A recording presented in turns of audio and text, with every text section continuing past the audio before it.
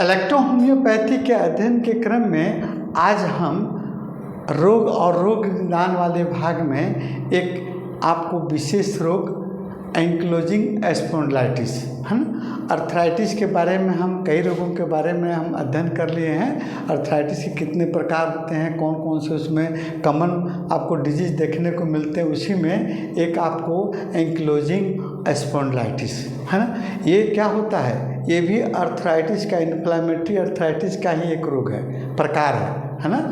और इसमें ankylosing spondylitis का हम शाब्दिक अर्थ जब देखते हैं तो एंक्लोसिस मीन्स होता है जोड़ों का अकड़न है ना। और स्पॉन्डिलियो शब्द जो है आपको स्पाइन या आपको वर्टिब्री से लिया गया है, स्पाइन है ना, यानी रीढ़ की हड्डियों के जोड़ों है ना। रीढ़ की हड्डियां जो है स्पाइन से बनी रहती है ना, वर्टिब्रियों से है ना। तो रीढ़ की हड्डियों का जोड़ों का अकड़न, जकड़न, सूजन और दर्द होना एंक्लोजिंग स्पॉन्डिलाइटिस कहलाता है।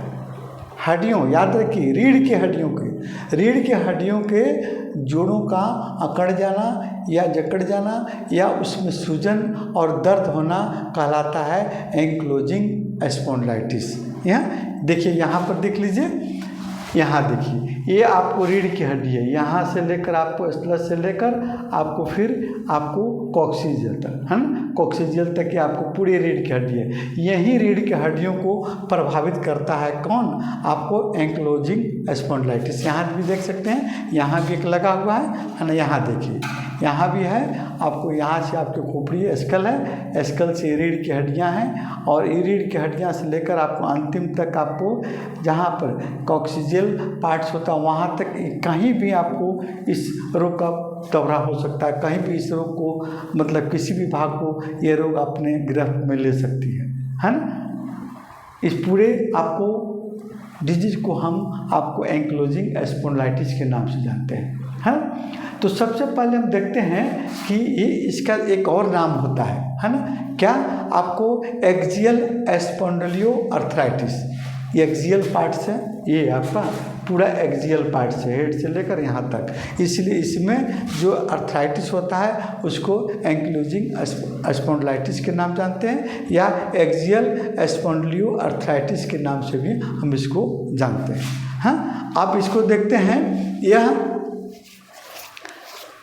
किस किस अंग को प्रभावित करता है। सबसे ज़्यादा आपको आपके बैकबोन, रीढ़ की हड्डियों को प्रभावित करता है और यह सबसे पहले गर्दन पर देखिए, आपको नेक रीजन है, सर्वाइकल आपको स्पाइन, ये जो है सर्वाइकल स्पाइन को जब प्रभावित करता है ये रोग, तो हमारे गर्दन को इधर उधर हिलाना मुश्किल हो जाता है ना। और इसके बाद में कठिनाई, गर्दन को हिलाने में कठिनाई होती है, आगे पीछे नहीं मुड़ सकते हैं, दाएं में नहीं मुड़ सकते हैं है ना। इसके अलावा आपको थ्रोसिक स्पाइन, यहाँ देखिए रीढ़ की हड्डी, आपको ये पीठ वाली हड्डी जो है थ्रोसिक स्पाइन पर जब यह रोग आप प्रभावित करता है, इस भाग को रोग प्रभावित करता है, तो वहाँ आपके पीठ में जकड़न हो जाती है, वहाँ के मांसपेशियाँ जो है आपको अकड़ जाती है और उसमें दर्द होने लगता है। दो देख लिए आपने, आपको सर्वाइकल स्पाइन, उसके बाद आपको थ्रोसिक स्पाइन, उसके बाद आता है लंबर स्पाइन। तो लंबर स्पाइन को जब ये रोग अपने गिरफ्त में लेता है तो आपके कमर में दर्द, कमर में अकड़न, आपको जकड़न महसूस होती है ना। इसके बाद आपका सैक्रल वाला भाग है ना, तो सैक्रल वाला भाग को जब प्रभावित करती है तो आप कूल्हे की हड्डी, और यहाँ देखिए एक और चीज़ है ना, ये जो है सैक्रल वाला भाग ये है ना, और ये है आपको इलियम है ना, इलियम है ना, इलियम, ये इलियम है, ये जहाँ जोड़ होता है सैक्रल और इलियम का जहाँ जोड़ होता है उस जोड़ को ये अपने गिरफ्त में लेता है आपको, इसलिए यहाँ जब होगा तो यह कूल्हे के हड्डियों में आपको जोड़ों में दर्द होगी है ना। इसके अलावा ये अन्य आपको अंगों को भी प्रभावित कर सकता है, जैसे आपके कंधे है ना, कंधे के जोड़ को भी प्रभावित कर सकता है, कुल्हा के जोड़ को भी प्रभावित कर सकता है, और घुटने में भी ये इसको प्रभावित कर सकता है। और ये सब आपको पूरा रोग जो है आपको एंक्लोजिंग स्पॉन्डिलाइटिस के नाम से जाना जाता है। जिस भाग को प्रभावित करता है उस भाग के नाम से इसको जोड़ दिया जाता है। अब चलिए, अब इसके बाद देखते हैं इसके कारण, होने का कारण क्या है। तो होने के कारण में ये भी एक ऑटो इम्यून डिजॉर्डर है।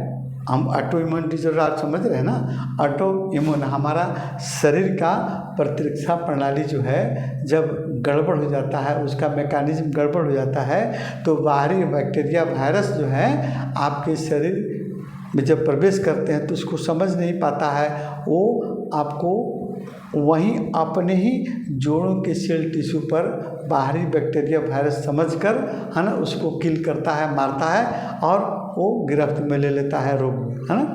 इसको कहते हैं ऑटो इम्यून डिजॉर्डर का होना, है ना। एक रोग होने का कारण हो सकता है। यह जो है आपको लगभग आपको 17 से 45 वर्ष की अवस्था में रोग तो ज़्यादा देखने को मिलती है ना। और इसके अलावा ये आनुवांशिक कारण भी हो सकता है ना। आपको एक जेनेटिक्स कारण आपके माता पिता से एक खास तरह का जीन इसका माध्यम बन सकता है, जिसको हम आपको HL827 के नाम से जानते हैं। लेकिन बहुत लोगों में इस तरह के जीन आपको ज़्यादा वाहक होने के बावजूद भी इस रोग का आपको कैसे आपको होता है, एक अभी वैज्ञानिकों का शोध का विषय है ना। कहना बहुत मुश्किल है कि किस कारण से रोग आपको होता है, लेकिन कुछ आपको प्रमुख जो आपके कारण हैं उसको हम लोग दर्शाते हैं, देख रहे हैं। इम्यून आपको इन्वायरमेंटल फैक्टर भी हो सकता है, बाहरी बैक्टीरिया वायरस जो है आपके शरीर में प्रवेश करेंगे, इसके जोड़ों को प्रभावित कर सकते हैं, है ना। और ये रोग जो है ज़्यादातर आपको महिलाओं के नहीं पुरुषों में देखने जाता है ना। पुरुषों में ज़्यादा, महिलाओं की अपेक्षा पुरुषों में ये रोग ज़्यादा देखा जाता है। लक्षण देखिए क्या क्या लक्षण हो सकता है ना। इस रोग का सबसे पहले रीढ़ की हड्डी है ना, ये रीढ़ की हड्डी में कहीं भी आपको दर्द हो सकता है, अकड़न हो सकती है। तो जैसे गर्दन पर होगा, सर्वाइकल रीजन में होगा तो वहाँ का जकड़न अकड़न दर्द होगा, कमर में होगा, थ्रोसिक भाग में होगा, आपको लंबर भाग में होगा या सैक्रल भाग में होगा, जहाँ भी होगा वहाँ ये रोग आपको प्रभावित करके वहाँ आपको दर्द और सूजन आपको हो सकती है ना। आज उसके अलावा ये जो है पीठ की आपके रीढ़ की हड्डियों में जब होता है ना, तो वहाँ के जितने मसल्स हैं, पीछे के मसल्स में भी अकड़न हो सकती है, दर्द हो सकती है ना। और इसके अलावा आपको कमर और कुल्हे में होगा तो घुटने में भी दर्द जा सकती है, अकड़न हो सकती है वहाँ पर। लेकिन चलने फिरने पर इस तरह के आपको दर्द थोड़ा सा कम हो जाते हैं। ये खास तरह की इसकी पहचान है। अगर आप एक्सरसाइज करते हैं या मूवमेंट कोई करते हैं, चलने फिरने लगते हैं, तो इन सभी दर्दों में कुछ आपको राहत मिल जाती है ना। और इसके अलावा इस परिस्थिति में इसको बुखार भी हो सकता है, थकान भी हो सकता है, कमजोरी भी हो सकती है ना। और पेल्विक रीजन के ऑर्गन को है ना, इस पेल्विक रीजन के ऑर्गन को भी ये अपने प्रभावित कर सकता है ना। तो पेल्विक ऑर्गन, पेल्विक एरिया में मेल फीमेल जेनाइटल ऑर्गन जो होते हैं उसको भी अपनी गिरफ्त में ले सकता है। ये कुछ खास आपके सिम्टम हुए, लक्षण। अब देखते हैं इसका ट्रीटमेंट। तो ट्रीटमेंट में आप सबसे पहले, हमने इसके पहले भी बताया था है ना, कि आपको अर्थराइटिस गाउट में या अन्य तरह के भी रोगों में जहाँ पर जड़ आपको दर्द हो, वहाँ पर इलेक्ट्रोहोम्योपैथी की बाहरी औषधियाँ बहुत ही कारगर होती हैं। बाहरी औषधियों का प्रयोग करके आप दर्द को राहत दे सकते हैं। उसी प्रकार आपका एंक्लोजिंग स्पॉन्डिलाइटिस में आपको हम बता रहे हैं कैसे, कहाँ पर किन औषधियों का प्रयोग करेंगे, आप लाभ उठाएंगे, है ना। देखिए, सबसे पहले एंक्लोजिंग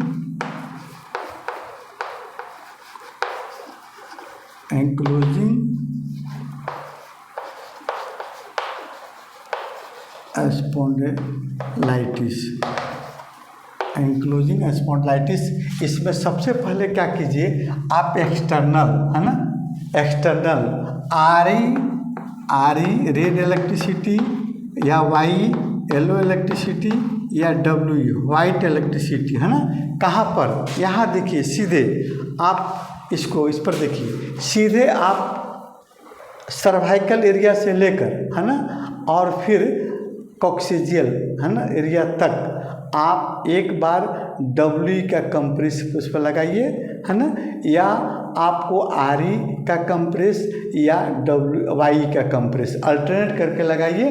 तो अगर आपको सर्वाइकल में आपको एरिया में होगा तो उसको दर्द को ठीक करेगा, या आपको थोरसिक एरिया में होगा उसके दर्द को ठीक कर सकते हैं। उसके बाद आप लंबर रीजन में है तो वहाँ उसके दर्द को ठीक सकते हैं। सैक्रल रीजन में अगर है तो वहाँ के दर्द को आप ठीक कर सकते हैं, बिल्कुल नहीं दर्द बेधड़क, है ना। क्योंकि आप मैटी साहब ने जो बाहरी औषधियों का प्रयोग जो दिया है ना, हम लोग को बहुत एक अजूबा है ना, ऐसे काफ़ी लाभ हमको देखने को मिलता है। तो इसमें एक्सटर्नल में आप स्पाइन, है ना, पूरे आपको बैकबोन पूरे बैकबोन पर, है ना, सर्वाइकल से लेकर कॉक्सेजियल, है ना, सर्वाइकल टू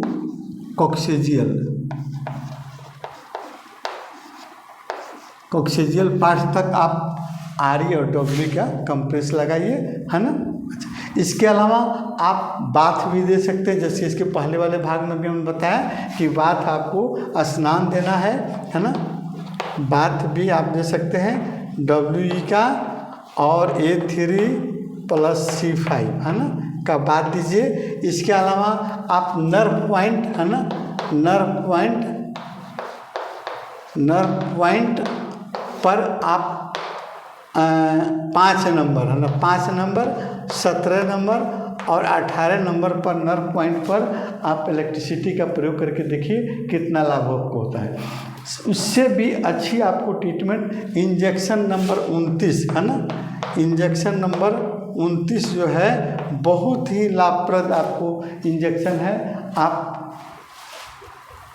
एंक्लोजिंग स्पॉन्डिलाइटिस के केस में आप 29 नंबर इंजेक्शन का प्रयोग कीजिए, कितना अच्छा लाभ मिलता है ना। इसके अलावा आप आंतरिक रूप से पीने की दवा भी आप दे सकते हैं, जैसे आपको S1C4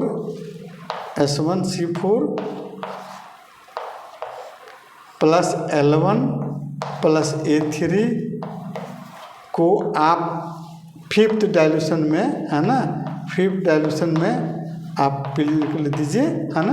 अब विशेष लाभ आपको देखने मिलेंगे। अगले वीडियो में फिर हम आपको कुछ अन्य रोगों के बारे में बताएंगे, इंतज़ार कीजिए।